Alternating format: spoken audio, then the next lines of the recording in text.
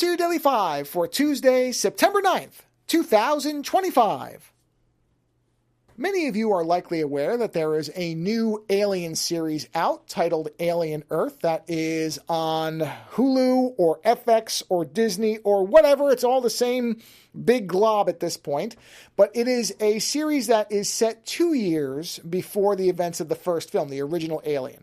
So prior to the 1979 film, 78, 79, it's set 2 years before that. So relatively close, but before those events. So technically, outside of Prometheus and Alien Covenant, this would be the earliest series that is set, and really the closest early prequel series to the events that most people are familiar with. And as the title would imply, this is involving an alien, well, several really, that end up on Earth. That's not really a spoiler because it happens right at the beginning of the first episode. And it is being overseen by, I'm going to try to pronounce this correctly, Noah Hawley.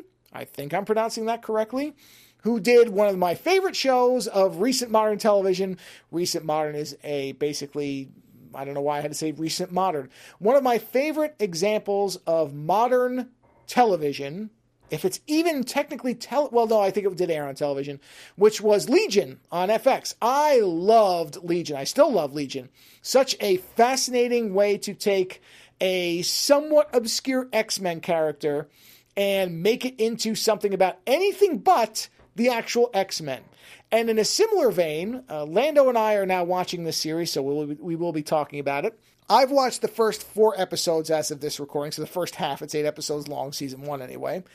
And the thing that is most impressive about the series, outside of the fact that Hawley reminds me of kind of an Alex Garland, in terms of how he has very specific visual and audio construction. He's telling a story in a very specific, certain way, has an eye for doing things that really keep your attention, and also are kind of background theming elements. Just a really, really beautiful way of telling stories. But what is, I think, the thing that's surprising to me is that the alien itself, the xenomorph, the classic alien we're all familiar with, is at this point, unless something radically changes, the least terrifying thing in the show. It really is. Now, don't get me wrong. It has lost none of its lethality. It is still a killing machine. It still invokes fear in everyone that's around it. So I'm not saying that they've changed the alien itself. That creature is still the same. And you will see it right away. There is no ambiguity about what that thing is. It is running around full size right from the start.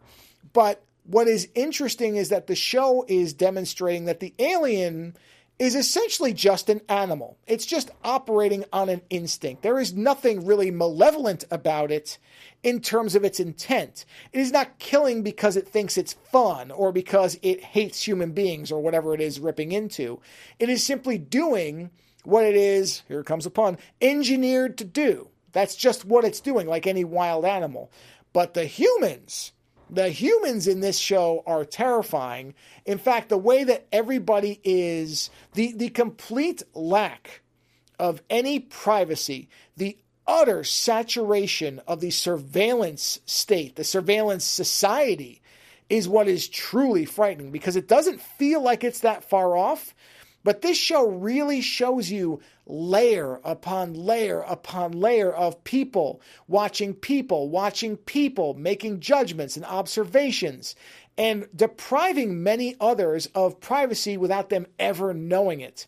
Getting a sense of intimacy into their minds without any permission. And that is far scarier to me than anything that the alien might do. The alien is just a being that can be stopped like any other living being, and is just operating upon the principles that it knows how to operate in. It's not doing, again, there's no intention. There's no sense, or at least there never has been any sense, that the alien has any type of real awareness of what it's doing, that's really even inflicting harm. The alien may not even be aware that it is harming other creatures. It may just be doing something out of instinct. We really don't know.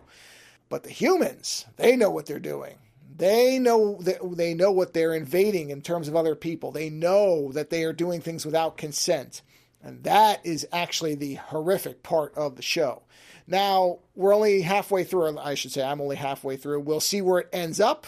But so far, this has really, really been a delightful surprise. So Alien Earth, so far, because I've read some wildly mixed reviews, I can't speak for anybody else, but I'm enjoying the heck out of it. Later.